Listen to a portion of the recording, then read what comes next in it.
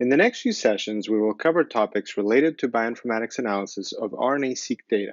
Transcriptomics is the central component with an increasing level of complexity throughout the lessons. The sessions are meant to provide you with an additional layer of information and answer any questions that you might have.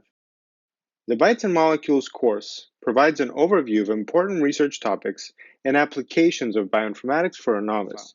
The main transcriptomics module will provide you with in-depth materials on specific challenges for RNA-seq data analysis, both in small datasets and large-scale studies. The theoretical training will be supplemented by exercises using the tBioInfo analysis platform for processing assignments and optional coding exercises which can be completed in R or Python on your computer or using our online coding environment. In addition, you will find a range of project examples to see how such techniques are used in oncology, immunology, infectious diseases, and agriculture. Today, we will start with an introduction. What is RNA expression? How can it be measured? And what are some of the technical steps to get started with next-generation sequencing data analysis for gene expression quantification? The process of RNA transcription is key to determine the cellular phenotype. It kicks off with the RNA polymerase adding complementary nucleotides to a DNA template strand. As a result of modifications at all of these steps, the cell phenotype is determined, resulting in over 200 different types of cells in the human body. These technologies developed over time, becoming more and more sophisticated as a result of automation, refinement of the technology, and a greater understanding of the underlying biology. Today, the cost to sequence a full genome is already less than $1,000. And there's an ever-increasing number of genomic, transcriptomic, proteomic, and metagenomic datasets available for the public to use that describe subcellular processes with highly detailed digital data.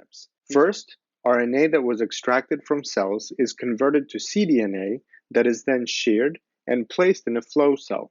Inside the flow cell, the cDNA fragments are amplified using bridge PCR amplification, and the flow cell is inserted into the sequencer. This machine uses image analysis to capture each letter in the flow cell by analyzing visual patterns and converting them to a sequence of letters. These letters are the digital equivalent of a short fragment of RNA, also called a read.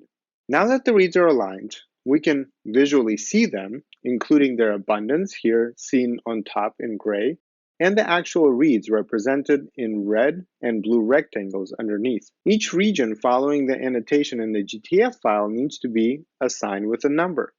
Genes can be of different lengths, and the number of reads is not always the same. But we will try to simplify the process first to give you a clear sense of read count. So each region contains a certain number of reads. Simply counting their number equals the raw read count assigned to each genomic element. To practice these steps, you can review additional demo pipelines and play around with various combinations of methods. You will notice the specific method links, input and output file formats, as well as the final results in the download section. To learn about these processing steps, we prepared a collection of sample files that you can practice with. In the course, lessons 1 through 5 are dedicated to processing and preparation of data for analysis.